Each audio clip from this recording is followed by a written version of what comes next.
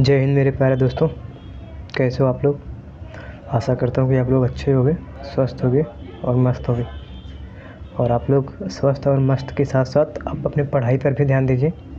तो आज हम आपके जो है पॉलिटी विषय वस्तु स्टार्ट करने वाले हैं, कॉन्स्टिट्यूशन। आप देखेंगे कि इसको हम शुरू से लेकर एंड तक एक नए तरीके से और बहुत ही डीप में, क्योंकि अब आप जब आईएएस की तैयारी कर ही रहे हैं तो आपको मेन आंसर राइटिंग के पर्पज़ से आपको सारे के सारे कॉन्सेप्ट बेहद ही तकनीकी ढंग से आपको क्लियर की जाएंगी। और इसके बाद इतना डीप में आपको बताया जाएगा कि आपको लगेगा कहाँ पहली बार मतलब लग रहा है कि इतना डीप में कॉन्स्टिट्यूशन आप पढ़ रहे हैं। ठीक है, तो आज हम जब आपका ये पढ़ाने वाले विषय स्टार्ट करें हैं और इसमें आपका पहला जो विषय होगा वो पॉलिटी होगा। क्या होगा? पॉलिटी पढ़ाएंगे। इसके बाद आपको इसमें से शुरू करने से पहले मैं आपको एकदम शुरुआती चरण से नहीं स्टार्ट करूँगा। पहले मैं आपका मूल अधिकार से स्टार्ट करूँगा, क्योंकि उसके कुछ रीजन्स हैं। आप पढ़ोगे, आपके साथ कुछ नया अनुभव होगा तो आप खुद ही समझ जाओगे, इसमें कोई बात नहीं है। यदि आप ये पूछोगे कि सर मूल अधिकार से ही क्यों शुरू करोगे, तो आप जब पढ़ोगे ना तो आपको पूरा खुद ही समझ जाएगा, पूरा खुद ही समझ आएगा, उसमें कोई चिंता लेने की बात नहीं है।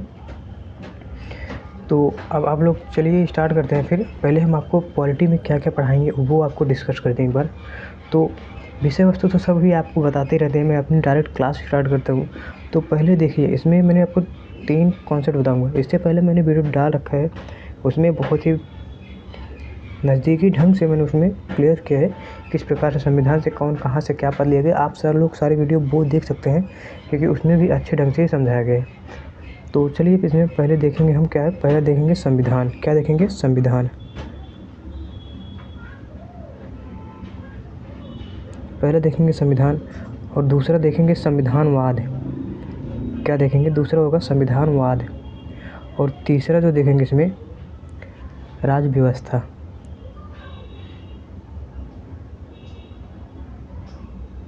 राज्य व्यवस्था। अब आप कहोगे कि सर ये संविधान, संविधानवाद और राज्य व्यवस्था भी क्या डिफरेंट होते हैं, तो यही चीज़ें मैं आपको क्लियर करने वाला हूँ। आप बिल्कुल भी चिंता ना लीजिए, मैं धीरे धीरे आपको सारी जो भी आपके डाउट्स हैं सब आपको क्लियर कर दूंगा। और यहीं से पढ़ने में, संविधान पढ़ने में इतना मज़ा आएगा ना, आपको लगेगा हाँ संविधान पढ़ रहे हैं।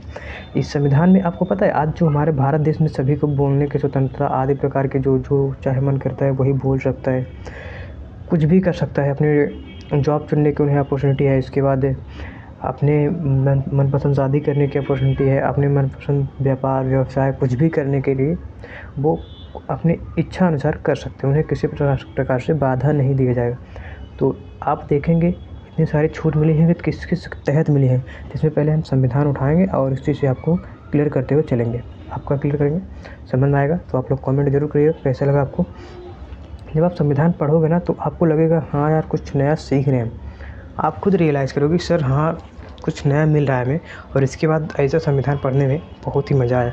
अब जब आप कहीं संविधान के तहत जब बात करते हो, पहले आप संविधान छोड़ो, पहले कहीं संविधान बनाने के लिए एक समाज होना चाहिए। समाज अर्थात लोग होने चाहिए, जनता होनी चाहिए। क्या होनी चाहिए? लोग या जनता होनी चाहिए, लोग होने चाहिए। अब जब लोग ही नहीं होंगे तो वो संविधान आप लागू किस पे करोगे? बहुत बढ़िया संविधान बना भी लोगे आप, यदि आपको कह दिया जाए कि आप जाओ संविधान बना लो और अंटार्कटिका पे आप राज करो। अब आप वहाँ जाओगे अंटार्कटिका पे, तो जाहिर सी बात है वहाँ कोई है ही नहीं, तो आप राज किस पे करोगे? ये चीज़ें आती है ना। तो पहले लोग आएंगे संविधान में, सबसे पहले लोग आएंगे। और हमारे भारत के संविधान में सबसे बड़ी बात है और सबसे पहली बात है कि लोगों को, जनता को सबसे ऊपर रखा गया है। जनता को संविधान में सबसे ऊपर रखा गया है। सबसे ऊपर देश में सबसे ऊपर नहीं, देश में सबसे ऊपर तो हमारा संविधान है, लेकिन संविधान में जनता को सबसे ऊपर रखा गया है। आप कॉन्स्टिट्यूशन पढ़ रहे हैं तो कॉन्स्टिट्यूशन पढ़ने के साथ साथ आप शब्दों को बेहतर ढंग से समझने की कोशिश करिएगा, क्योंकि संविधान में एक भी शब्द ऐसा नहीं लिखा गया जो अनावश्यक हो। सभी चीज़ें की बराबर आवश्यकता है और वो फालतू कोई चीज़ नहीं लिखी है। एक शब्द भी यदि उसमें और भी लिखा है, उस और शब्द का भी उस पॉइंट ऑफ व्यू से उसका इम्पोर्टेंस है। तो आप लोग ये देखेंगे पहले क्या होगा, वहाँ पर लोगों की आवश्यकता होगी। जहाँ लोगों की आवश्यकता होगी तो अब क्या होगा, अब जहाँ जैसे मान लीजिए पहले 1 लोग हैं, 2 लोग हैं तो ठीक है, कोई कानून नहीं रहेगा, फिर भी चलेगा। 3 लोग हैं, 4 लोग हैं, 5 लोग हैं, 6 लोग हैं, 7 लोग हैं। अब धीरे धीरे जैसे ही जनसंख्या बढ़ेगी तो अब इसमें क्या होगा, एक समाज पैदा होगा। क्या पैदा होगा? समाज पैदा होगा। तो ज़्यादा लोग हो जाएंगे तो ज़्यादा लोग जुड़ने के साथ एक समाज बन जाएगा। और जब समाज बन जाएगा, समाज में अब क्या क्या आवश्यकता होती है? समाज में पहले आपको रहने के लिए घर चाहिए, और इसके बाद भोजन चाहिए, और इसके बाद शिक्षा बहुत ही ज़रूरी है आपको। ये सब तो मान लीजिए एक आवश्यक चीज़ है, लेकिन शिक्षा के बिना आप कुछ नहीं कर सकते, क्योंकि जब आप पढ़े लिखे नहीं रहोगे तो आपके पास जानकारी नहीं रहोगे तो आप करोगे क्या? शिक्षा चाहिए। और इसी समाज से एक नया चीज़ उभर के आता है, धर्म। समाज में कई लोग धर्म मानने वाले भी होते हैं। आदि प्रकार की इसी प्रकार से निकल के आते हैं। यदि मान लीजिए जब शिक्षा होगा, शिक्षा के लिए आपको स्कूल चाहिए, स्कूल चाहिए, तो ये सब क्या है? समाज के एक पहलू है। क्या है? समाज के एक पहलू हैं। लेकिन अब आपको देखो, टकराव यहीं पे मिलेगा। जहाँ समाज होगा वहाँ संघर्ष होगा। और संघर्ष कैसे होगा? जैसे कि मान लीजिए एक बच्चा है और एक बच्चा ये है। अब ये दोनों स्कूल में जाते हैं। अब इन दोनों के साथ भेदभाव हो रहा है। यदि मान लीजिए एक बड़े ख़ानदान से है और एक छोटे ख़ानदान से है, तो इनको क्या हुआ? इनके शिक्षा में भेदभाव किया जा रहा है। और यदि मान लीजिए जैसे कि यहाँ पर 2 लोग हैं, एक का घर यहाँ, एक का घर यहाँ है, और किसी कारणवश ज़मीनी विवाद में या किसी कारणवश इन दोनों के बीच में लड़ाई हो जाती है। अब जब लड़ाई हो जाएगी तो समाज में उथल-पुथल की स्थिति आ जाएगी। और जब समाज में उथल-पुथल की स्थिति आएगी तो इस समाज को कंट्रोल करने के लिए या संतुलित करने के लिए कोई तो चाहिए ना। इस समाज को कंट्रोल करने के लिए कोई तो चाहिए। अब मान लो पता चला कि समाज में कुछ कानून व्यवस्था कुछ भी ना रहे, यदि किसी का दबाव भी ना रहे, तो ये इसको जो ज़बरदस्ती मतलब क्या करेगा? जो ज़्यादा ताकतवर रहेगा वो गरीब वर्गों को या कमज़ोर वर्गों को दबाकर उस पे शासन करेगा। और यही पहले होता भी था। प्राचीन काल में आप देख लीजिए, मध्यकालीन का इतिहास देख लीजिए, जो शासक ज़्यादा शक्तिशाली होता था वो कमज़ोर शासकों को पराजित करके उसके राज्य को अपने अधीन कर लेता था। तो समाज में क्या होती है? हमेशा एक उथल-पुथल की स्थिति बनी रहती, और मार-पीट का, धर्म, जाति, आरक्षण के मुद्दे पर हमेशा जो है एक भेदभाव बना रहता है। तो इसलिए अब जब यहाँ पर 2 लोगों की लड़ाई हो गई, अभी लड़ाई को सुलटाने के लिए कौन चाहिए? आप अपने यहाँ जो दिखते हैं, पुलिस दिखती है, दरोगा जी दिखते हैं, और इसके बाद कानून व्यवस्था दिखती है आपको। और जब ये कानून व्यवस्था, पुलिस, दरोगा आ गई, ये जब दरोगा आ गए, अब ये दरोगा, आप दारोगा मत जाइए, क्योंकि दरोगा का पूरा हिंदी जो है वो दारोगा ही होता है। तो ये जो दरोगा होगा, अब दरोगा मतलब इसे दरोगा रखेगा कौन? और यदि मान लीजिए जैसे कि ये एक राज्य ये है, एक समाज ये है, और दूसरा समाज ये पाकिस्तान है।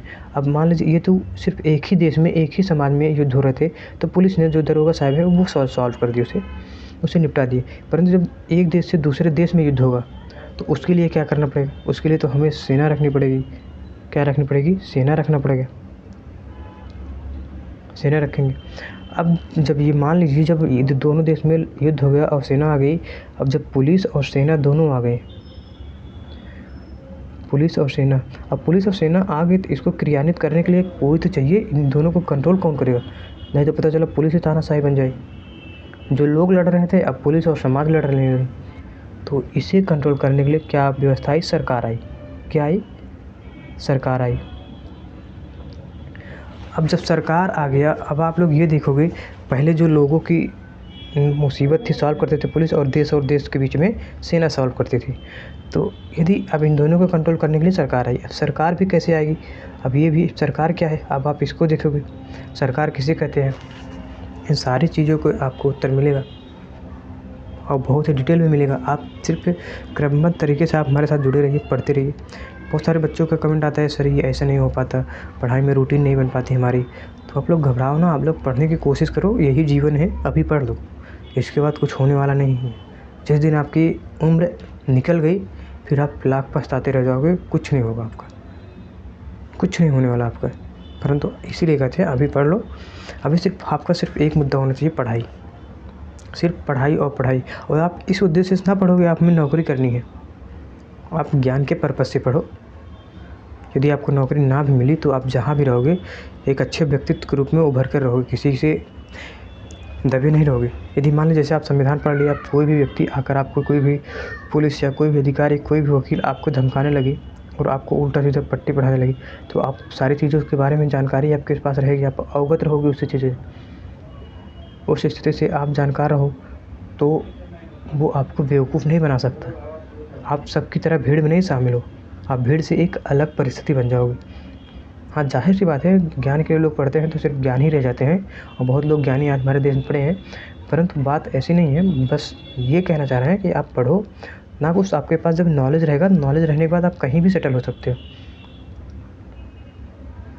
और कम से कम अपने घर में अपने बीवी बच्चों को तो एक अच्छी शिक्षा दे सकते हो। जो आने वाली पीढ़ियाँ होंगी उन्हें अच्छी शिक्षा तो दे सकते हो। जब आप ही नहीं पढ़े रहोगे तो वो लोग क्या पढ़ेंगे? तो ये चीज़ होती थी। तो अब चलिए सरकार की बात करते हैं हम। अब सरकार कैसे नियुक्ति होगी, अभी ये जानते हैं सरकार कैसे बनेगी और ये सरकार है क्या। तो जैसे कि मैंने बताया कि लोगों की रक्षा करने के लिए सरकार बनी। किसकी रक्षा करने के लिए? लोगों की रक्षा करने के लिए सरकार बनी। अब सरकार में प्रमुख कौन होगा? पहले इसमें जनता द्वारा जो सरकार चुना जाएगा, हमारे भारतीय संविधान में लिखा गया है, और इसके बाद ये जनता का प्रमुख होगा। तो यही सारी हैं इसमें। और इसके बाद जब आप देखोगे तो फिर क्या होगा इसमें। अब सरकार के 3 अंग होते हैं। सरकार के 3 अंग होते हैं, और कौन कौन से अंग होते हैं ये भी मैं आपको क्लियर कर देता हूँ। ये जो सरकार के है, सरकार के पहला अंग होता है विधायिका।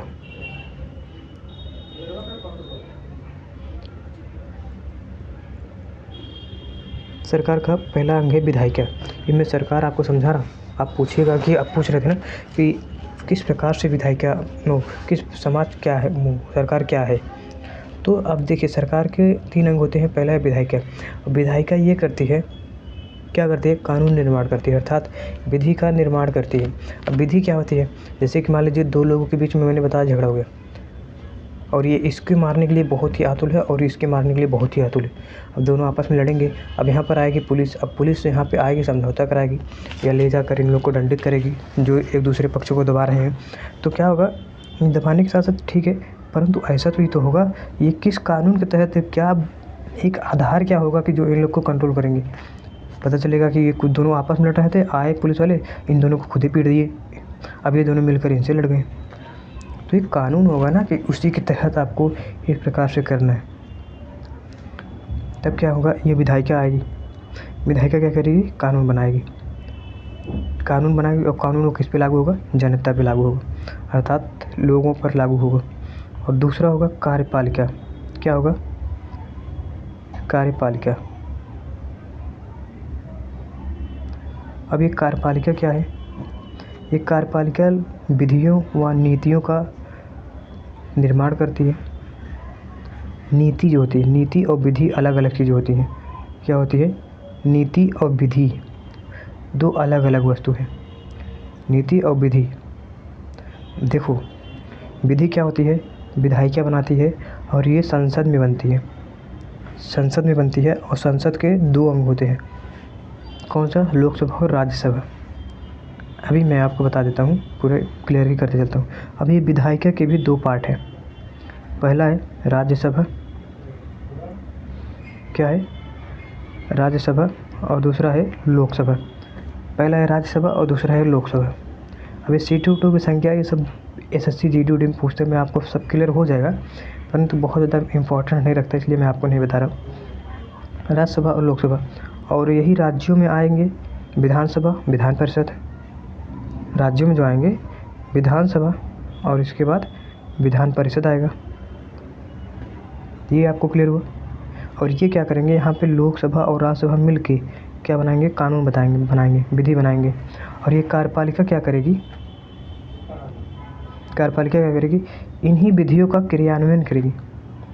इन्हीं विधियों का क्रियान्वयन करेगी। और ये क्या बनाएगी? जो जो बना दिए इसी को लागू करेगी, इसी को चलाएगी। परंतु कुछ ये भी बना सकती है। क्या?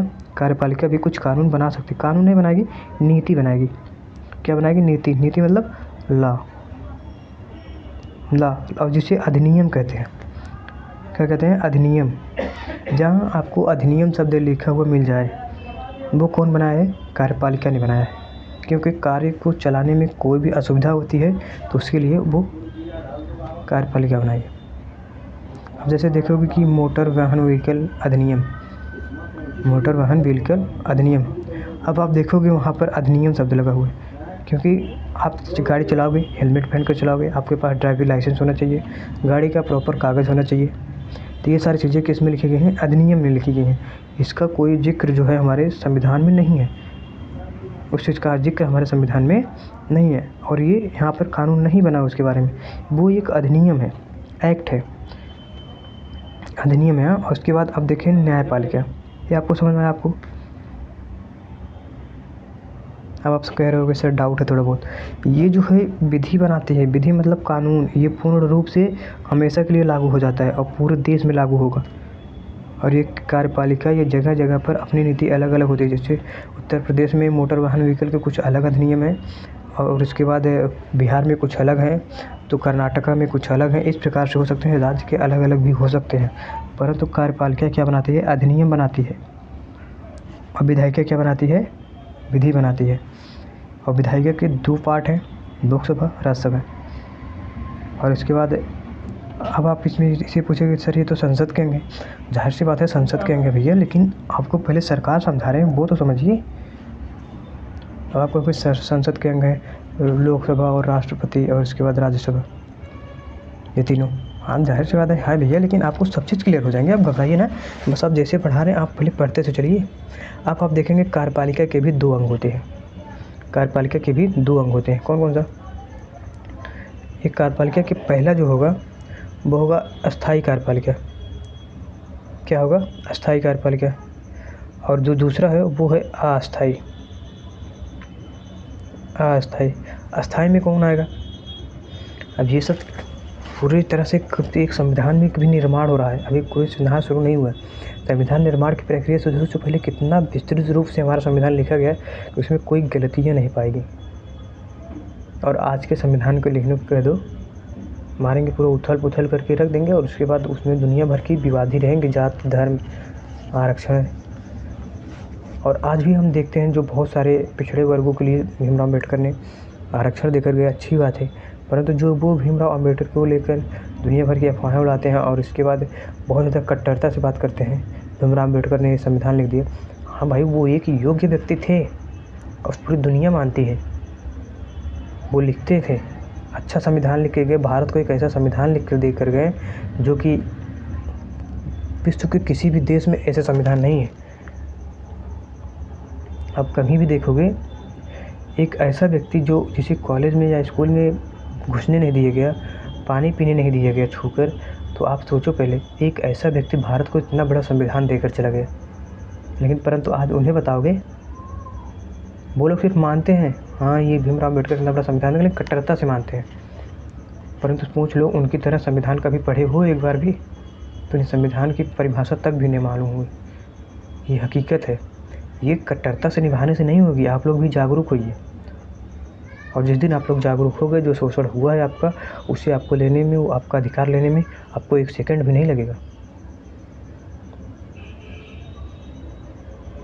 ये कट्टरता का भाव छोड़ो और उसे ग्रहण करो। भीमराव अम्बेडकर ने जिसे स्कूल में घुसने नहीं दिए गए, वो संविधान देकर चले गए, परंतु आज आपको उन्होंने एक ऐसा किया कि आपको स्कूल में आप चाहे जहाँ जा सकते हो, रह सकते हो, घूम सकते हो, पढ़ सकते हो, अपने इच्छा के अनुसार अपने कोर्स कर सकते हो, परंतु फिर भी आप लोग कुछ नहीं करवा रहे। तो ये चीज़ें होती हैं, दूसरों में खामियां ढूंढने से पहले अपने अंदर ढूंढो, आप बहुत आगे जाओगे।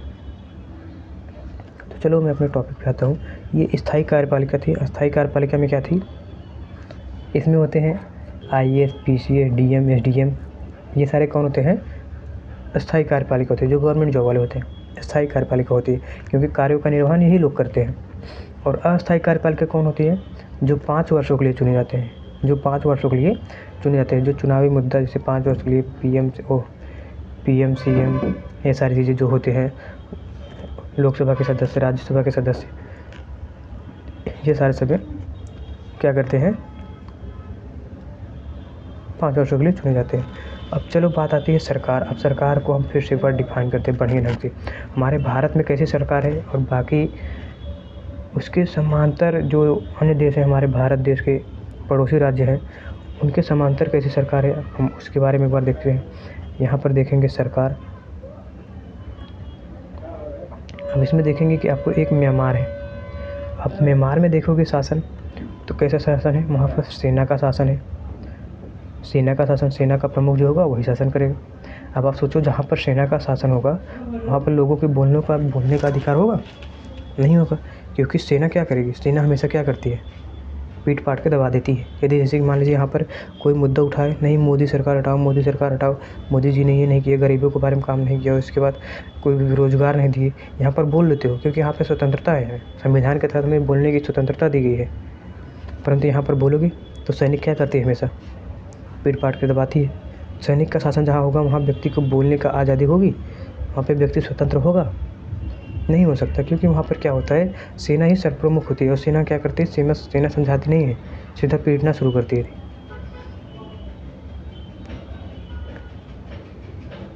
और यहाँ पे पूरा सर्वशक्ति जो है वो सेना में है। किसमें है? सेना में। सर्वशक्ति किसमें है? सेना में। म्यांमार में सर्वशक्ति सेना में। और देखो जैसे सेना में है, और सेना में भी यहाँ पर भी आपको देखोगे तो यहाँ पर भी आपकी कार्यपालिका, विधायिका, न्यायपालिका सभी चीज़ आपको मिलेंगी। परंतु लेकिन यहाँ का प्रमुख सरकार जो होता है हमारे यहाँ का सरकार कौन होगा? सेना होगी। यहाँ के प्रमुख कौन होगा? जनता के लोग होंगे। क्या होंगे? जनता के लोग होंगे। ये थी म्यांमार की बात। अब आप हम बताते हैं, अब आप आइए ईरान में। जब ईरान में आएंगे आप,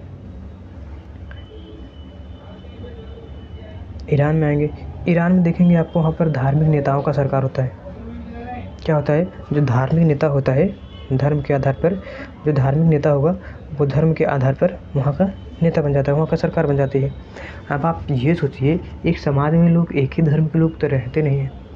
एक समाज है, जैसे अपने भारत में बहुत सारे लोग होते हैं, मानते हैं ईरान में हाँ हैं, सिर्फ मुस्लिम ही हैं, तो मुस्लिम ही हैं भाई, मैं मानता हूँ। लेकिन मुस्लिम के साथ साथ आप ये सोचिए, मुस्लिम में भी कई मुस्लिम होते हैं, शिया होते हैं, सुन्नी होते हैं, उनमें भी उपजातियाँ बटी होती हुई। सभी लोग एक धर्म के तो मानने वाले होते नहीं हैं। और सोचो जहाँ धर्म का शासन होगा वहाँ का शासन कैसे होगा? वहाँ की स्वतंत्रता और स्वतंत्रता की बात नहीं कही जाएंगी। वहाँ पे कैसे जो धर्म पुरानी रूढ़िवादियाँ लिख दी गई हैं, उन्हीं रूढ़िवादियों पे आज हमारा देश चलेगा। तो ऐसा हो सकता है? जैसे आज तो हर एक व्यक्ति को आज़ादी चाहिए ना। जैसे कि हमारे पहले प्राचीन काल में क्या कह दिया जाता था कि बच्चों की शादी 5 साल में या 5 साल के अंदर कर दी जाती थी। 5 साल के पहले ही शादी कर दी जाती थी। और पता चला शादी हो गई, ये लड़की है और ये लड़का टर्न हो गया, अर्थात चल दिया ऊपर भगवान के पास। तो अब इसे क्या हुआ, 5 साल में भी इसको तो जानने की उम्र भी नहीं हुई, समझने की भी उम्र नहीं हुई, और ये अभी विधवा हो गई। ये क्या है? हमारी परंपरावादी, हमारे धर्म के अनुसार जो है ये चीज़ें होती थी। ये सरकार आपको अच्छी है? या फिर जो हमारे भारत सरकार में है, लोग हम खुद चुने कि हमारा जीवन साथी कैसा होगा और हम कब शादी करना चाहते हैं और हम क्या करना चाहते हैं, ये अच्छा होगा। अब धर्म में क्या होती है? रूढ़िवादियाँ होती हैं। आपको यही चीज़ करना है, ये चीज़ करोगे तो गलत होगी। लेकिन हमारे यहाँ नहीं, ऐसा नहीं है। हमारे यहाँ लोग आज़ादी चाहते हैं, हम कैसा जॉब करेंगे, बढ़िया जॉब करना चाहते हैं। कोई IAS IPS बनना चाहता है, तो कोई डॉक्टर बनना चाहता है, तो कोई इंजीनियर बनना चाहता है, कोई बिजनेस करना चाहता है, तो कोई ठेला लगाना चाहता है, कोई कुछ करना चाहता है। अनेक प्रकार की जातियाँ हैं, तो अनेक प्रकार के हमारे यहाँ अपॉर्चुनिटीज़ हैं। बहुत सारे उदाहरण है हमारे सामने, आप देख सकते हो। अपने समाज को देख के उठाकर सभी लोग एक काम नहीं करते। कोई किसानी करता है, तो कोई बिजनेस कर रहा है, कोई गवर्नमेंट जॉब में है, कोई प्राइवेट जॉब कर रहा है। लेकिन सब लोग अलग अलग अपनी इच्छा अनुसार जो जिसका इच्छा करते हैं वो उसे चुन रहा है। लेकिन यहाँ पर ऐसा नहीं होगा। यहाँ पर जो धर्म के अनुसार होगा वही होगा।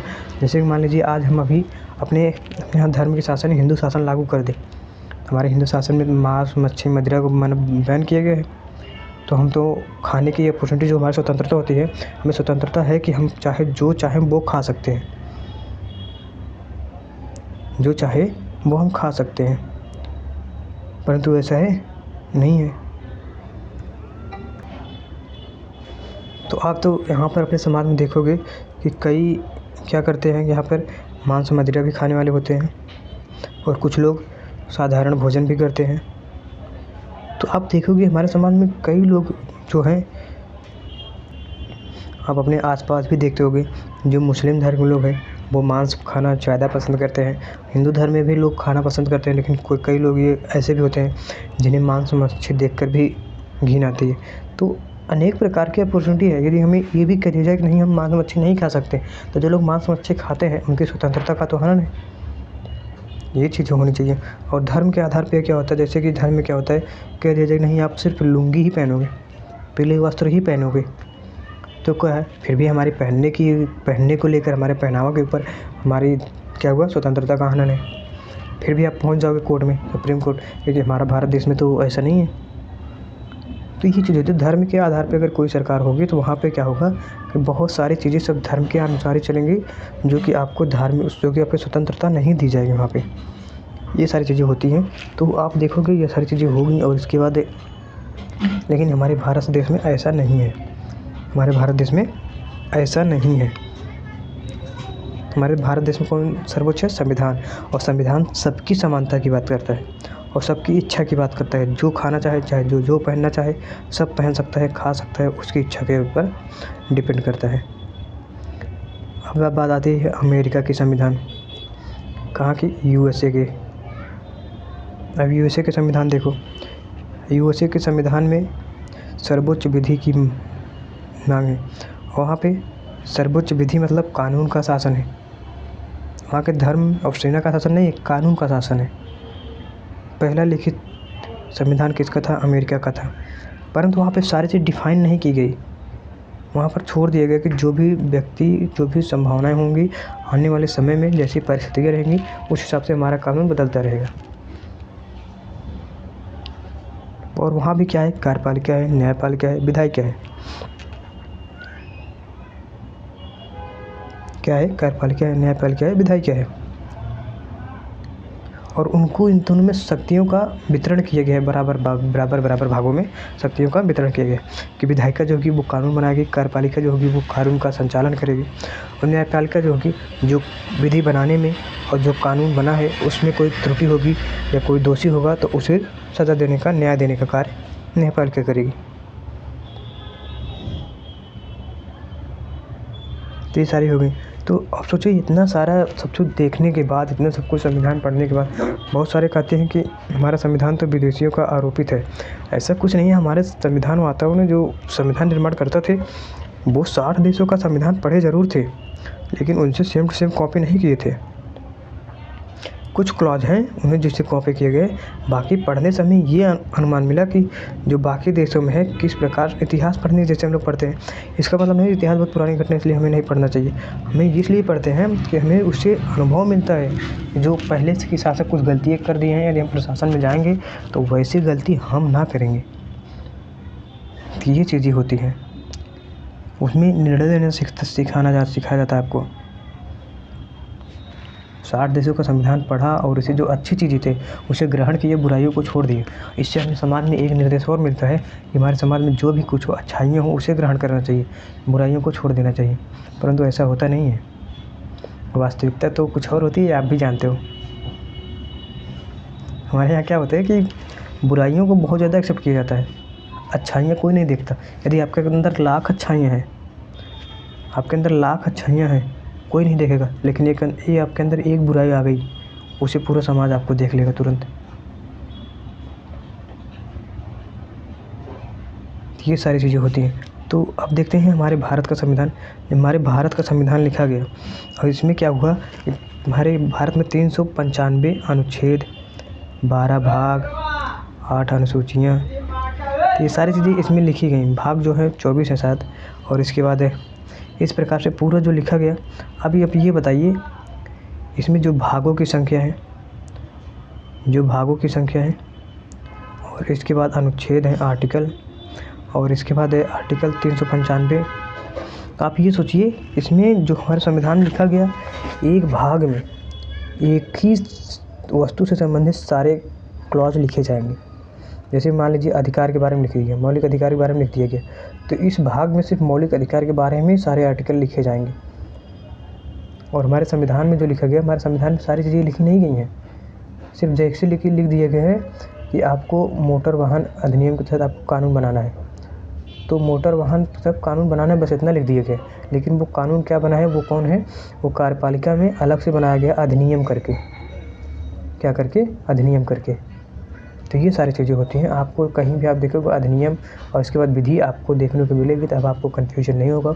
और इसके बाद जो भी आपके डाउट्स हो आप कमेंट कर सकते हो। तो ये रहा मेरा पहला लेक्चर संविधान क्या है, आपको संविधान समझा दिए। और इसके बाद हम नेक्स्ट लेक्चर लेकर आएंगे, जो कि नेक्स्ट लेक्चर जो होगा हमारा वो संविधानवाद पे होगा। किस पे होगा? संविधानवाद पे होगा। तो आप लोग पूछोगे कि सर संविधान तो पढ़ लिए, अब संविधानवाद क्या होता है? तो बस मैं आपको थोड़ा सा एक टॉपिक दे देता हूँ, बाकी आपको कल बता देंगे। देखो, संविधानवाद जहाँ है वो तो एक लिखित दस्तावेज है, उसके बारे में आपको पूरा पढ़ाऊँगा, ठीक है। लेकिन संविधानवाद जहाँ पे वाद शब्द जुड़ जाए वहाँ क्या आ जाता है? एक विचारधारा आ जाते हैं। क्या आ जाता है? एक विचारधारा आ जाती है, एक कॉन्सेप्ट आ जाता है। एक विचारात्मक जो कॉन्सेप्ट होता है उसे वाद कहते हैं। इस प्रकार से संविधान से रिलेटेड जो भी विचार होंगे वो क्या होंगे? संविधानवाद होंगे। तो ये सही सारी चीज़ें होंगी। उसके बाद हम आपको दिखाएंगे क्या? संविधानवाद पढ़ाएंगे एक लेक्चर में, और इसके बाद फिर एक लेक्चर में आपको राज्य व्यवस्था पढ़ाएंगे। आप कहेंगे सर एक लेक्चर में ऐसे पढ़ाएंगे तो बहुत टाइम हो जाएंगे। ज़ाहिर सी बात है आपको टाइम लगेगा, लेकिन आपको अच्छे ढंग से पढ़ना है। क्योंकि इसलिए अच्छे ढंग से पढ़ना है, यदि आप बढ़िया से समझोगे नहीं, आप अच्छे से कुछ भी कर नहीं पाओगे, तो आपको आंसर राइटिंग करने में बहुत समस्याएँ होंगी। और इसके साथ आप NCERT और लक्ष्मीकांत पढ़ते रहिए, क्योंकि आप लोग इस तरह से पढ़ोगे तो आपको समझ बेहतर आएगी, आंसर राइटिंग आप अच्छे कर पाओगे। आप SSC का एग्ज़ाम देने नहीं जा रहे हो जो मैं आपको क्लॉज गिनाकर, आर्टिकल गिनाकर छोड़कर चल दूँ। आप एक सिविल सर्वेंट बनने जा रहे हो, तो आपको धैर्य से काम लेना है, और इसके बाद इस धैर्य के साथ साथ आपको पढ़ाई भी अच्छी करनी है। बस समझ में, आपको टाइम लगेगा और उसके बाद आपको बहुत बढ़िया ढंग से पढ़ाया जाएगा।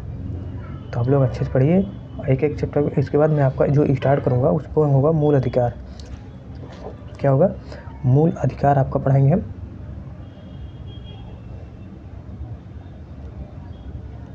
मूल अधिकार ये कहाँ से कहाँ तक है, मैं एक एक आर्टिकल लूँगा।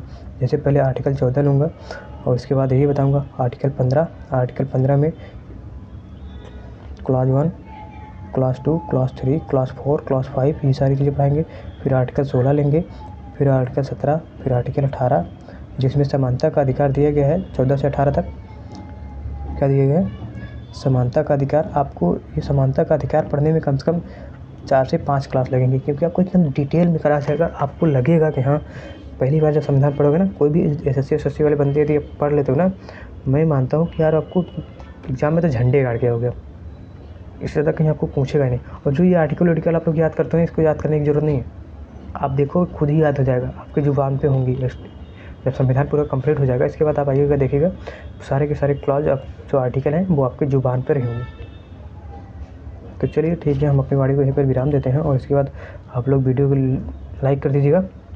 और एक चीज़ भूलिएगा ना, आप लोग शेयर ज़रूर करिए, और इसके बाद शेयर करने से नए लोगों को जोड़िए अच्छे से, ताकि सभी लोगों को इसमें आपको पूरा का पूरा मटेरियल जो है फ्री ऑफ कॉस्ट दी जाती है।